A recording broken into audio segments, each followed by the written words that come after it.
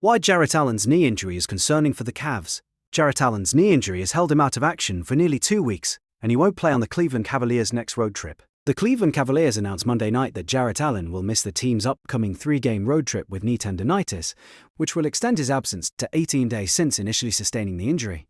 The Cavs are 2-3 without February's Eastern Conference Player of the Month in their lineup, and there's reason to be uneasy.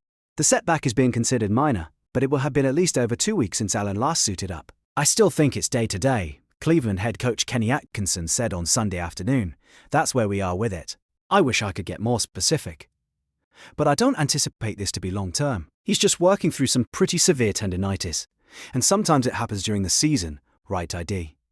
Especially after the stretch he had and the usage he had. So I'm thinking it's just going to be this little break, and we'll get him back in the mix pretty soon."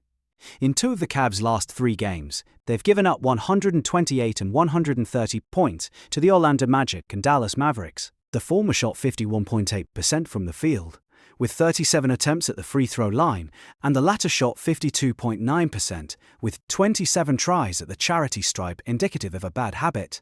Much of the issue can be blamed on a defense that isn't consistently guarding on the perimeter, one that is lacking a crucial rim protector in Allen. Combine those 2 factors, and it's difficult to hold opponents in check, especially now that we don't have JA back there. "Sometimes, we're 5 smalls."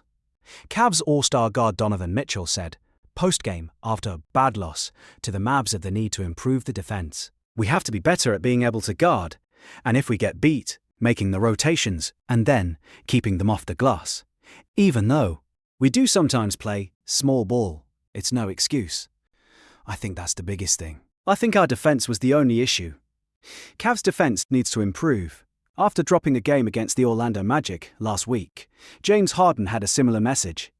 Cleveland needed to be better on that side of the floor. "Communication, knowing who we're guarding," Harden said. "The matchup changed possession by possession. This team did a really good job, and they do it every game, of forcing the ball in the paint, and we just didn't have any resistance. The Magic shot an unbelievable percentage by the basket, and they got to the line too many times. Something that we can fix, we can control. I think early on, we let them get to the rim a little too easy," Keon Ellis added. "They're a rim team, so I think that's what kind of had them rolling first. Maybe if it's closing out shorter, making them think about shooting it to try to slow them down. That's probably first because they want to get to the rim, so they're going to drive and drive and drive. Try to make them lie from outside." According to the star duo, this Cavs bunch has too much talent to be concerned with putting the ball in the bucket. "Offensively, we're so talented.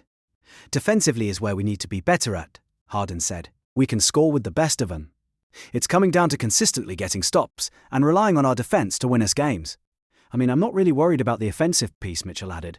"We had 16 turnovers for 25 points. That impacts your transition defense. You can't get set as well, even when we have Evan Bok. But I think the biggest thing is just containing the ball and then also being there on our rotations. It's just the finer details, and we've got to be better. Mobley has had success when Allen has been absent, but he's also usually been able to depend on perimeter players holding their own." Mitchell pointed it out specifically on Sunday, but Cleveland hasn't been able to keep anybody in front for a week. That results in overhelp, which takes teammates out of their spots and ultimately allows opponents to touch the paint. From there, they're either scoring, getting to the free throw line, or kicking out to shoot, or start a swing sequence.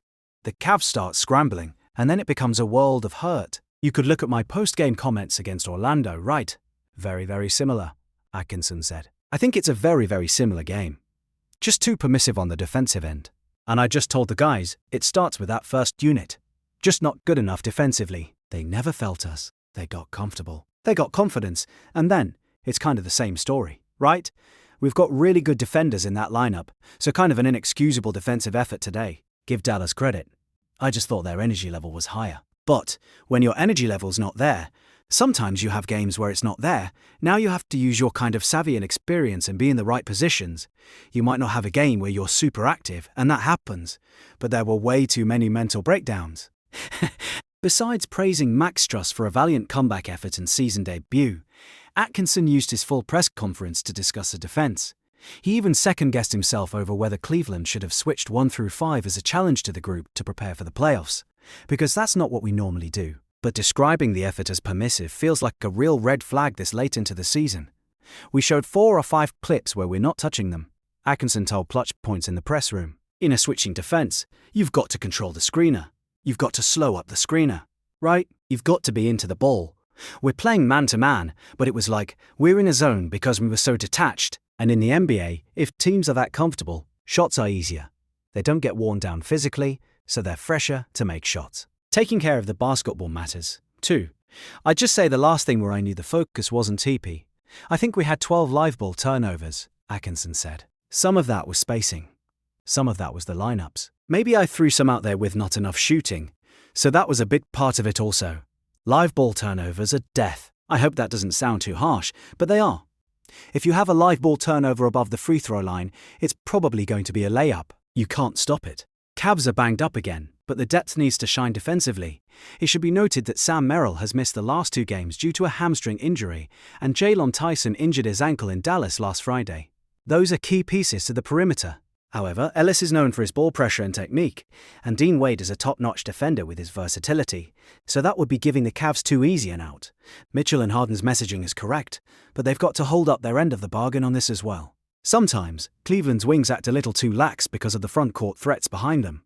And though putting this defensive dip on Allen's absence from the lineup may be a bit much for one player, it undoubtedly underscores his importance to the squad.